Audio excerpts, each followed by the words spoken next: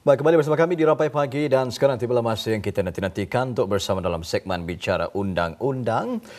Tajuk yang akan sama-sama kita bincangkan pagi ini adalah mengenai dengan nusyuz isteri dan nusyuz suami. Memperkatakan mengenai dengan perkara ini narasumber kita untuk hari ini dalam Bicara Undang-Undang Yang Mulia Puan Afiqah binti Haji Asli merupakan peguam syar'i. Terus saja kita bersama dengan beliau. Assalamualaikum Puan. Waalaikumsalam. Apa khabar pagi ini? Sihat ya? Alhamdulillah. Alhamdulillah. Pertama sekali kita ingin mengucapkan selamat datang ke Rampai Pagi. Dan ribuan terima kasih ya di atas masa yang diluangkan pagi ini untuk bersama dalam segmen Bicara Undang-Undang. Tajuk yang menarik juga untuk kita ni ambil perhatian bersama ya.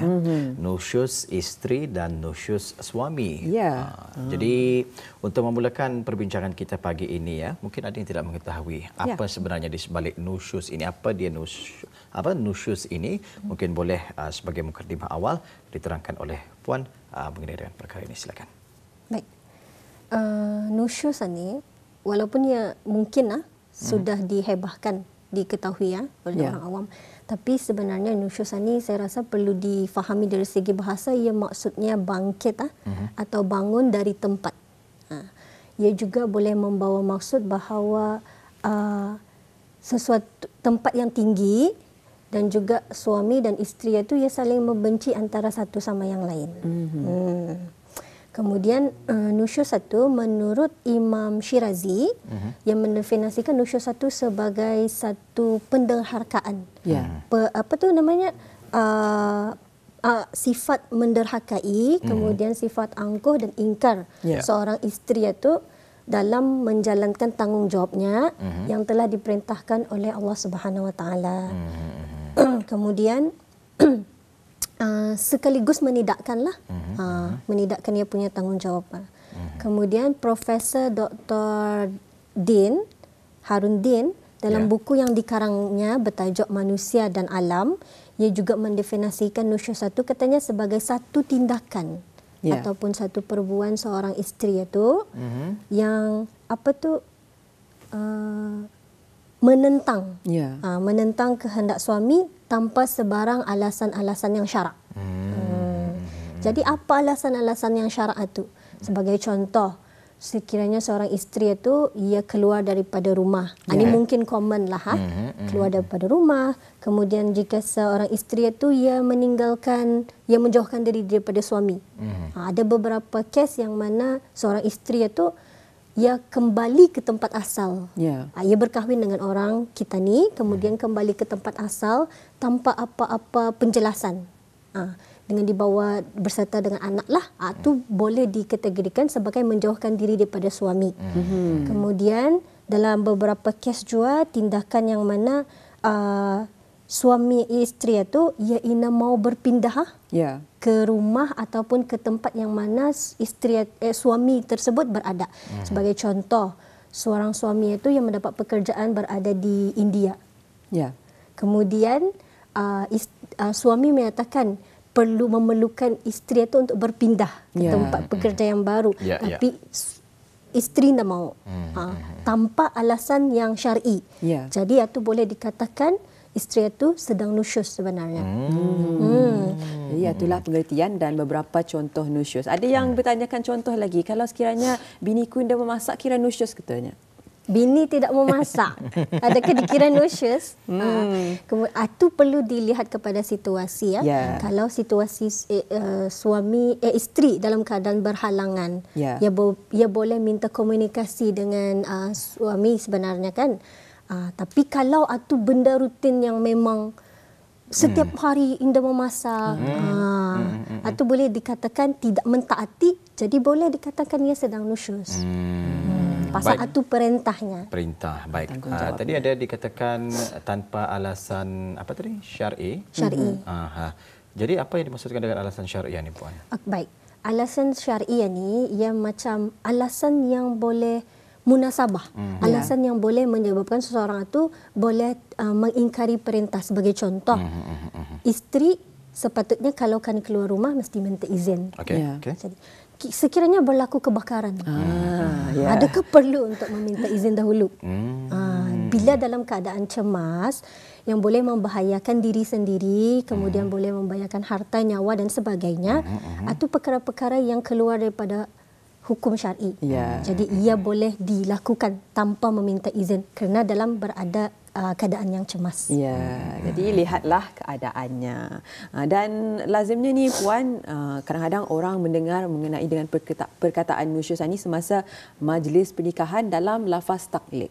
Jika isteri saya nusyus. Namun ingin berkatakan mengenai dengan suami pula yang nusyus. Bolehkah suami yang derhaka kepada isterinya dikatakan nusyus? Jika ya, apakah antara kesan kepada suami? Baik. Dalam kebanyakan kes, yang kita ni lazim tahu, nusyusan ni selalu dilabelkan untuk isteri. Jarang orang faham nusyusan ni sebenarnya boleh terjadi kepada seorang suami. Sebab itu tadi dalam definisi yang awal saya katakan nusyus itu ia tempat yang tinggi ataupun suami isteri yang saling membenci antara satu sama lain. Jadi bila suami itu, ia sama konsepnya. Bila ia ingkar, ia ingin melakukan tanggungjawabnya, ia menderhakai isterinya, jadi ia boleh dikatakan sedang melakukan perbuatan yang nusyus kepada isterinya. Sebagai contoh, tanggungjawab seorang suami sepatutnya memberikan nafkah yang sesuai dan patut kepada seorang isteri. Tapi bila nafkah isteri, tempat tinggal, makan minum, pakaian diabaikan, jadi sebenarnya ia telah melakukan perbuatan yang tidak mentaati perintah, tidak bertanggungjawab dan sedang nusyus sebenarnya kepada isterinya. Kemudian dalam keadaan lain macam melakukan penganiayaan fizikal dan mental. Ataupun dalam situasi yang lain, jika seorang suami itu yang mengamalkan nikah poligami, kemudian tidak berlaku adil dalam hak giliran, ia pun sebenarnya sedang melakukan nusyus kepada isterinya. Kemudian dalam situasi yang lain, ia ingin memberikan pengajaran dan kasih sayang. Sedangkan dalam berumah tangga sepatutnya kasih sayang itu perlu. Jadi bila tidak ada itu pun sebenarnya sedang melakukan tidak melakukan tanggungjawab dan sedang sebenarnya memberikan berlaku nusyus kepada isteri. Baik, jadi nusyus ini bukan saja untuk isteri, malahan juga ada kata orang istilah suami yang nusyus apabila ia lupakan tanggungjawabnya, kewajipannya dan juga sebagainya. Baik, kesinambungan daripada pertanyaan tadi ni, apa efeknya kepada suami ini tadi jika ia berlaku nusyus? Baik. Sekiranya suami itu sedang berlaku nusyus kepada isterinya, ia akan memberi kesan kepada rumah tangga tersebut. Yang mana rumah tangga tersebut serta-merta akan menjadi kacau. Jadi apa yang seorang isteri boleh lakukan dalam keadaan macam ini? Ada 3 langkah. Langkah yang pertama, ia boleh menasihati atau mengingatkan suaminya itu tentang tanggungjawab suaminya. Kemudian ia boleh memberitahu yang apa balasan sekiranya melakukan kekejaman ke atas isterinya tu. Dengan langkah yang pertama untuk menasihatilah. Kemudian sekiranya suaminya tu masih berkelakuan yang sama, jadi isteri tu ia boleh mengadukan hal itu ke bahagian kaunseling. Jadi diadakan kaunseling keluarga. Bila diadakan kaunseling keluarga, dua-dua saling berbincang dan satu sama lain untuk mencapai satu penyelesaian. Tapi bila stesen kedua ni masih indah selesai, jadi stesen ketiga ia perlu membuat aduan di mahkamah lah untuk diselesaikan masalah tu secara perundangan.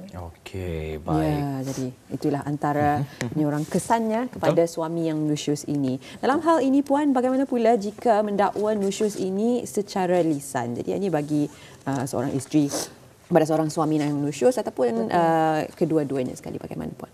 Okey. Untuk yang ini ia lebih fokus kepada suami yang mendakwa isteri berlaku nusyus. Kan secara lazimnya orang cakap kalau keluar dari rumah, kau nusyus ni macam tu.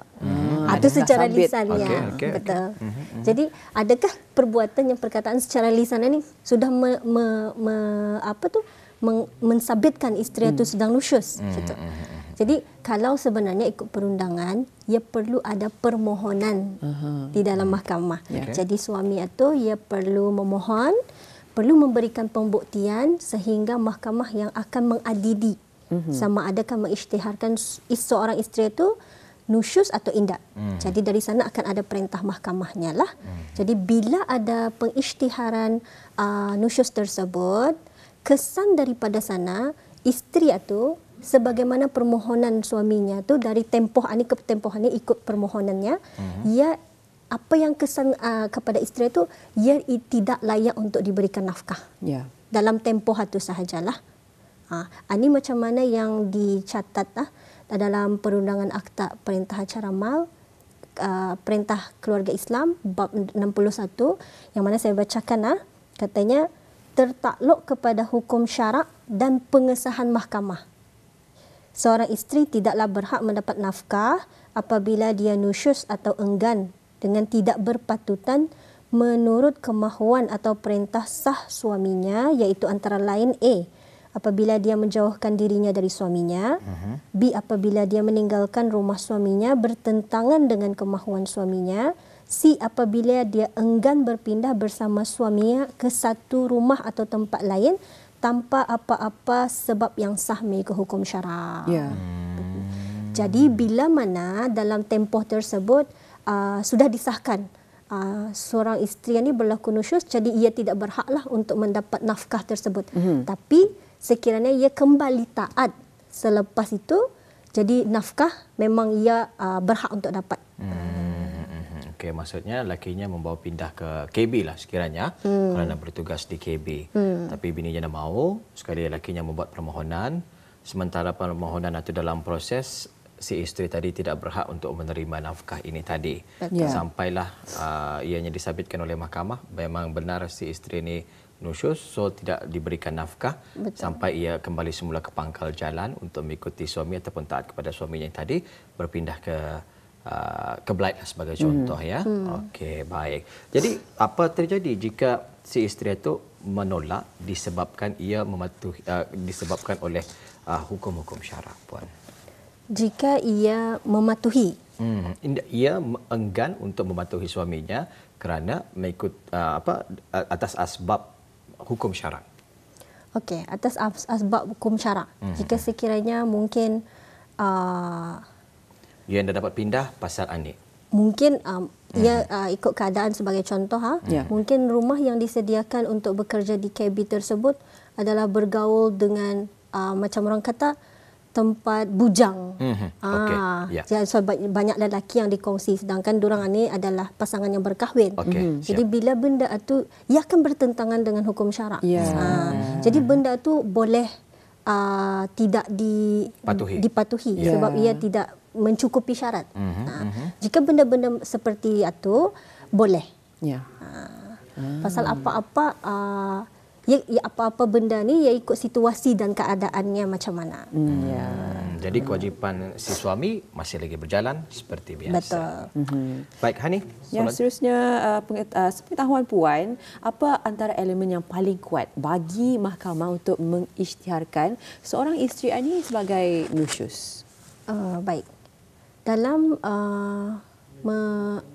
kebanyakan kes, ia perlu ada kepada syahadah. Itu elemen yang paling penting lah. Pasal kalau ada pengakuan daripada seorang isteri bila dipohonkan satu permohonan, kemudian isteri mengakui benar saya berlaku nusyus, maka dari sana pengakuan syahadah itu sudah cukup untuk mengisytiharkan dan mahkamah ambil pengakuan tersebut yang ia sedang melakukan nusyus dan maka akan diperintahkanlah yang isteri ini sebenarnya berlaku nusyus. Tapi apabila isteri itu didakwa dalam permohonan suaminya tu ia berlaku nusyus, tapi ia membela diri, saya dah berlaku nusyus. Jadi apa yang perlu dibuat, suami itu, pemohon itu, ia perlulah memberikan pembuktiannya lah. Dengan pembuktiannya, dengan kesaksiannya dan sebagainya. Dan bila mana mahkamah mengatakan melihat elemen-elemen nusyus itu, yang macam saya katakan tadilah, keluar rumah dan sebagainya dan dapat ditepati dan dapat dilihat dan mahkamah rasa sudah cukup, maka memang boleh diisytiharkanlah yang seorang suami isteri tersebut sedang berlaku nusyuz. Ya. Sebenarnya apa hukuman nusyuz ini, Puan? Ya, hukumannya sahaja ya untuk menolak isteri itu daripada menerima nafkah sahaja. Itu saja kesannya. Jadi kalau isteri itu diisytiharkan nusyuz, ia menidakkan nafkah sahaja. Tapi kalau sebagai contoh, jika berlaku perceraian, kan isteri boleh menuntut tuntutan selepas perceraian seperti hadis pencarian, muta'ah dan sebagainya. Benda ini masih boleh berjalan. Tapi apa yang tidak boleh dituntut oleh isteri yang nusyuz itu adalah nafkahnya dalam tempoh tersebut. Okey. Jadi maksudnya kalau macam si suami memfailkan si isteri nusyuz kemudian bercerai, selepas mereka bercerai si isteri ini tidak akan dapat menuntut nafkahnya. Betul. Berbeza dengan kalau ia bercerai dulu, kalau dia bercerai tetapi boleh menuntut nafkahnya.